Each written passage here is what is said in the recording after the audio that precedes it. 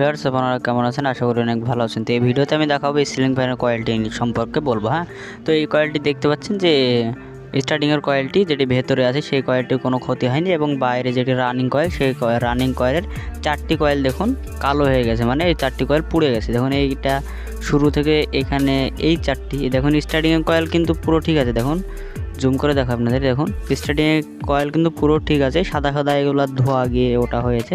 কিন্তু এই দেখুন এই 4টি কয়েল কিন্তু এই কয়েলের মানে রানিং কয়েলের 4টি কয়েল পুড়ে গেছে। তাহলে আপনারা কি করবেন যদি এরকম ঘটনা আপনাদের সাথে ঘটে? তাহলে কি করবেন সেটা নিয়ে কিন্তু আজকের ভিডিও। হ্যাঁ, তো এই কয়েলটি, এই রানিং কয়েলটি পুড়েছে বলে আপনারা কিন্তু এটিকে রিপেয়ারিং করতে পারবেন।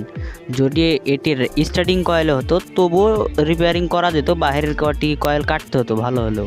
দেখুন স্টার্টিংয়ের কয়েল কিছু হয়নি বলে রানিং কয়েল এই 4টি কয়েল আপনাদেরকে কাটতে হবে। তো আমি কেটে দেখাবো আপনাদেরকে। হ্যাঁ, তো আগে কিছু কথা বলি। দেখুন এইখানে 1টি 2টি 3টি 4টি, এই 4টি কয়েল পুড়ে গেছে, স্টার্টিং কয়েল কিছু হয়নি।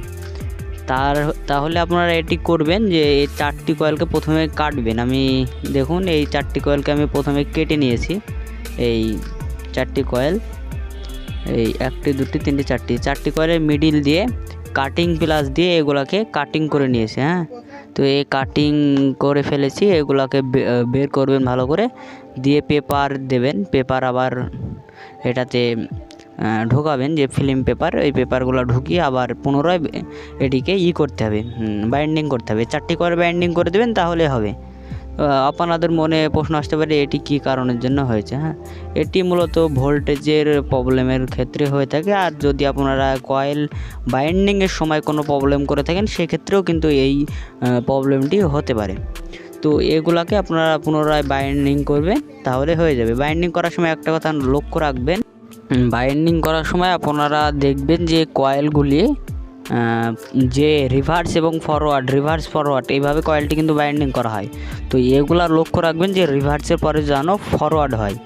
আপনারা যদি ফরওয়ার্ডে স্টার্ট করেন তারপরে যেন রিভার্স হয়, এরকম যদি হয়, এরকম যদি হয় তবেই কিন্তু কয়েলটি টিকবে। না হলে কিন্তু যদি আপনারা পাকটা না মিলাতে পারেন সেক্ষেত্রে কিন্তু কয়েলটি পুনরায় পুড়ে যেতে পারে।